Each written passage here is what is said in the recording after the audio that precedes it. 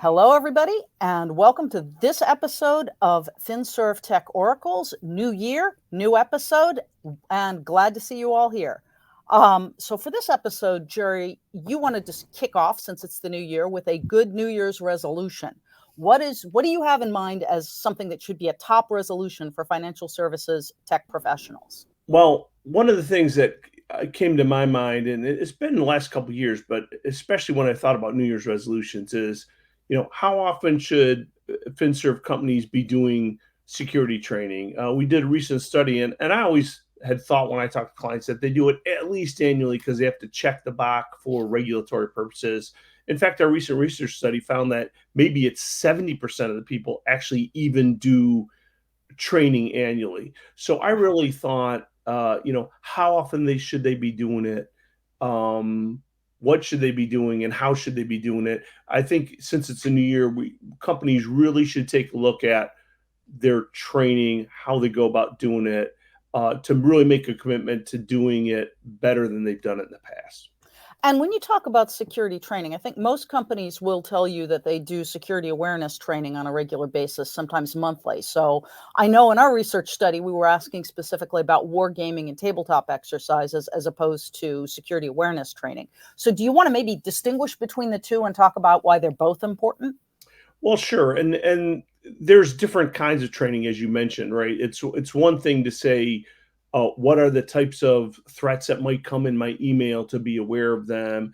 What are some things I should do for social awareness, for security hacking? But it's really testing our whole system. If you look at it, there's so many different aspects in terms of how I protect my data, how do I recover data if the data is lost or stolen, how do I coordinate between different elements in my company. So there's a whole bunch of different types of training I can do. Also, there's what I would call tactical training, which is the individual users in terms of what they're specifically doing as far as good email discipline, good password discipline. But then there are strategic issues that really come up to the level of the chief risk officer, the CEO, and even the board in terms of what should our policies be if we have a breach.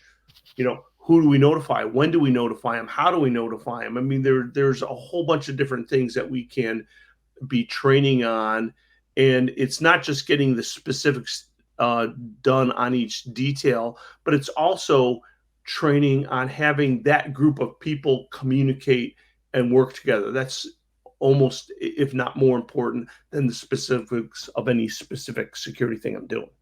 Well, what's interesting is what you were saying is what most companies get right is they train the rank and file employees on security awareness and don't click on the spam and all that stuff. But where they're falling short is training the senior executives who have an enormous amount of impact on how to respond to security. They're not going through that because executives are too important to get training, so to speak. And yet what we've seen in 2023, the consequences of not doing a good job responding to an incident or not informing shareholders or customers about an incident have now gotten much, much worse. So whether you want to call it training or something a little less insulting, senior executives really need to be going through this process to learn how to respond to cybersecurity incidents. That's what I hear you saying. You make a really good point there, Johna, which is, there's an implication sometimes in training that, in terms of education, right? Right. You don't know something, you're a dullard and a slacker, and I'm going to let you know something you don't already know.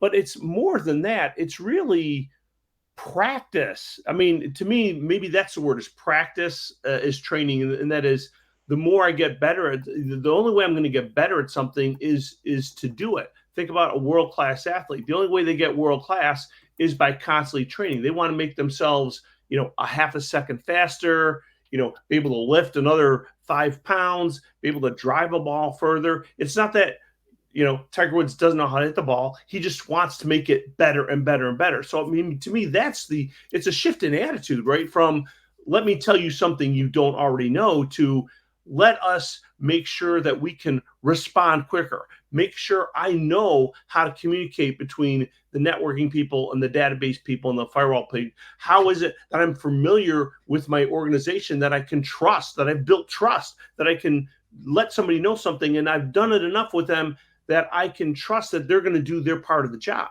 So it's more about building trust and competence and excellence than it is telling somebody something they don't necessarily already know. So kind of in a way, what I'm hearing you say, Jerry, that the most important thing is less a kind of sticking to a particular program and more a shift in attitude, that your New Year's resolution should be stop thinking about cybersecurity training as I am lecturing the stupid people not to click on a link, and start encouraging people, including but not limited to senior executives, as thinking of themselves as Tiger Woods or thinking of themselves as a top musician who have to practice to get better. What's that old saying about the musician, that if I don't practice for a day, I can hear it. If I don't practice for a week, my fellow bandmates can hear it. And if I don't practice for 2 weeks, the audience can hear it. Exactly. That's the mindset that you have to have with cybersecurity operational excellence. Absolutely. And thinking about excellence, and it brings up a point when you think about training and having coaches for training.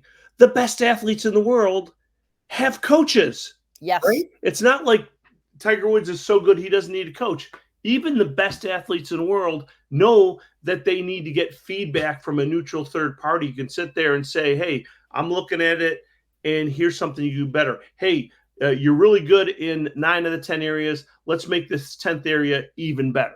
And since you're using Tiger Woods as an example, I'm not a golfer, but I remember reading that Tiger Woods has recreated his entire stroke, not once, but at least twice, and maybe more often, where he's taking like a full year off of competing just to improve.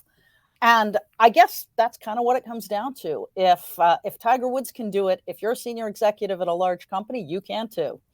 Exactly. Don't think that you're so good that you don't need training and coaching and practice. The best people practice more than everybody else. So if you want to be the best, adapt the attitude and the practices of those people that are the best, which includes training, education, practice, and cooperation. I think that's a brilliant New Year's resolution, Jerry, and one of the most important I've heard about. Thank you for that. Thanks, everybody, for tuning in to Financial Services Tech Oracles. Please remember that you can subscribe to the entire series by clicking the link that's running alongside, and hope to see you on the next episode. Thanks. Later.